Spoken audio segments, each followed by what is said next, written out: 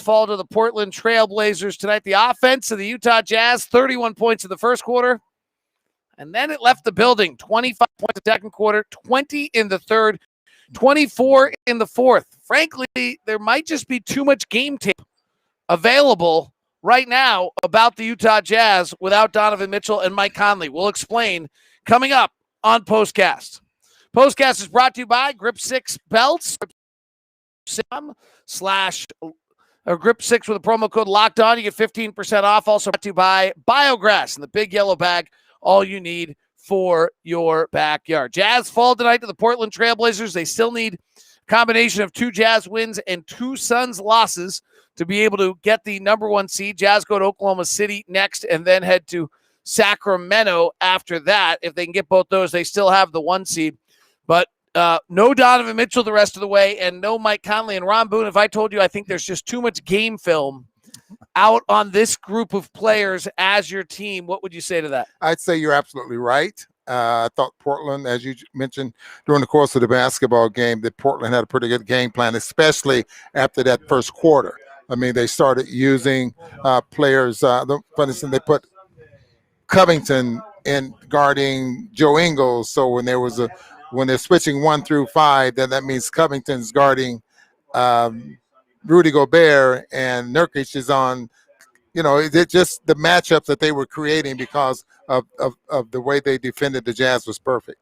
What's really interesting is poor Joe Ingles, 32 minutes a night as our lead point guard. A huge impact on him. So he doesn't get catch and shoot threes anymore. He can only get off the bounce threes, lower percentage shot. And then think about the guys that have been guarding him, right? Like Kent Bazemore the other night, one of the best defenders in the league.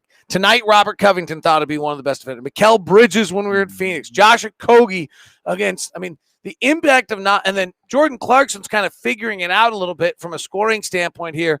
But when you move from being like a guy on the scouting report to the scouting report, it's a massive difference. It's a big difference, and now you have to figure out things on the fly when in reality, a lot of times you didn't have to do that. I mean, you have guys like Donovan and Conley that did that kind of work for you, and you were the ones that were reaping the benefits a lot of times. But Joe was tired, and I think Bojan was played a little bit different there as well. Portland wanted this basketball game, and you could see how hard they worked. And they have the players to do it. That guard line is flat out just dangerous. Terry Stotts was literally up like at half court, barking out a play almost every play. I mean, like he had this game, and their prep was great. Their defensive game plan, they switched 1 through 5. Correct. Whenever we had Clarkson off the floor, because he's the only player we have on the roster who can play isolation. Here's how little isolation game we have once you have Donovan and Mike off the floor. Russell Westbrook has actually run more isolations against us than almost all of our players have actually run isolation this year. Bojan is a bad isolation player, and Joe Ingles is not an isolation player. So Clarkson's our only isolation answer in that circumstance. So with Clarkson off the floor, they switched everything 1 through 5. The only way you beat switching is isolation, drive, and dish. We didn't have guys who could do it. Clarkson came in the game. I'm like, all right, well, that's the answer. Nice move by Quinn. And they start trapping Clarkson off the pick and roll so he can't beat anyone on the switch, so he's got to give up the ball. Right. Like not like rocket science, but just tells you how well prepared they were and what they were trying to do. Yeah, and they did the homework on Trent Forrest. Right. So when his man was helping from the backside on Rudy, rolling to the basket sometimes, and when he had the ball in the corner, they didn't even try to close out and challenge him. I mean, you're absolutely right. They did their homework. And, we've asked guys to do a lot. And we've asked guys to extend their minutes more than what they've done all season long. And it's starting to show. It's really starting to show. It's a good thing that when the playoffs start, there's a week, I think, of before the playoffs start for the Jazz anyway, to where they can rest. It's an interesting week because the Jazz will finish on Sunday, and then Monday they'll probably have off, and then almost like Tuesday, Wednesday, Thursday, they'll just practice and probably scrimmage on they're playing. Scrimmage on Wednesday or Thursday, and then Friday maybe, And Saturday, they will be able to try to put in a game plan, but maybe not because they may not know until Friday night, depending on the schedule, who they're playing. Now, by Thursday or by Wednesday, you'll know one of two teams you're playing, but you can't really guess. So it will give them plenty of time. Let's get some of your questions and your thoughts. This is interesting. A few people have brought this up. Why no Ursa on the past few games?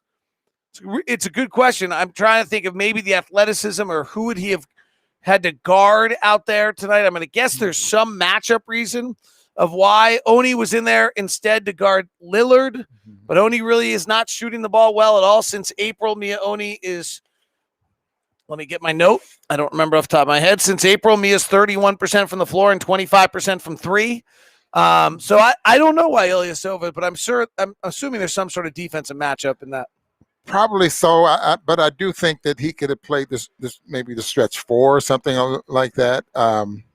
That is a very good question. I'd like to hear. If they have Powell, CJ, and Dame on the floor, you're going to make George Niang, if he's on the floor, guard one of those guys. Like that's the right. Or Boyan has to guard one of those guys. They can't do it. So their 3-guard lineup might limit it a little bit. Let's go to Rob. Feels like we're limping into the playoff. Confidence seems low. I'm worried. We are playing without 2 of our all-stars, Rob. Right. Like.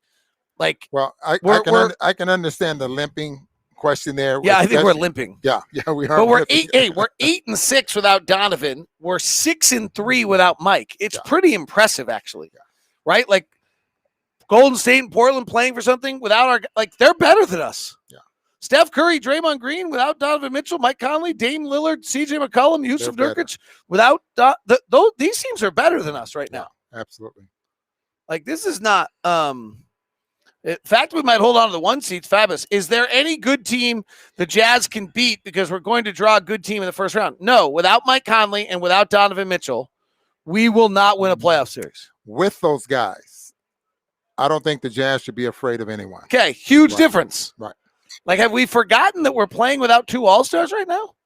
I mean, I expect my good friend Francisco will pop off somewhere here and be ridiculous, but I don't expect the rest of you. Is this resting Jared, we're not resting guys. No. They're hurt.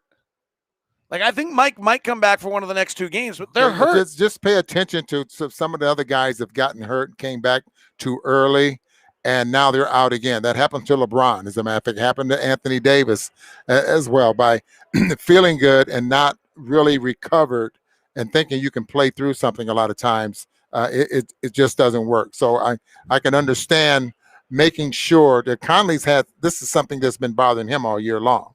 So that kind of rest. And then with Donovan, you just make sure. I watched Conley work out before the ball game. He looked pretty good. Haven't seen much of Donovan's workouts. I don't know if he works out a little early before I get here, but Conley looked very, very good tonight. That's great to hear. Why do the Jazz shoot so poorly against good teams? I think there's some fair question here. I mean, let's be a little careful on why we shot so poorly tonight. So Boyan goes 0 for 5 without Mike and without Don. You're talking about 3-point, the right? threes. Yeah, I mean, so 3-point shots tonight. Boyan goes 0 for 5 without. That could be fatigue. That also could be without Don and without Mike. They can really zero in on him. The rest of our guys that didn't shoot very well tonight, Trent Forrest went 1 for 9 overall. Like, he's just like Trent Forrest isn't really a regular rotation NBA player. He's playing because of the injury. Mia Oni goes 1 of 2. Matt Thomas goes 0 of 2. Royce O'Neal went 1 of 8. Like, Royce O'Neal doesn't take 8 shots if Don and Mike are on the floor. No. Like, this really comes back to the fact that the Jazz are missing a combined 50 points a game right now. Last time these 2 teams met, Donovan goes for 30-something points, and he goes for 15 points in the third period, and the Jazz scored 40 points in that period. So we don't have that explosive guy except for Jordan Clarkson, and the way they were playing him, they made it awfully tough for Jordan Clarkson to score here tonight, even though he had a pretty good night. And I think we're done. I'll ignore Francisco tonight so I don't say anything stupid. Paul wants to know what the magic combo is. And I think it's getting back to being healthy, hopefully. Yeah.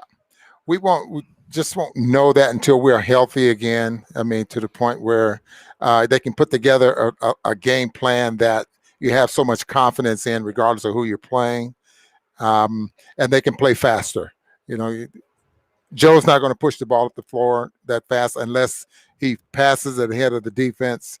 And so just face it, we need those two guys out there on the floor. And we didn't play in transition much tonight, and I think that's one related. We had a hard time defensively for a while.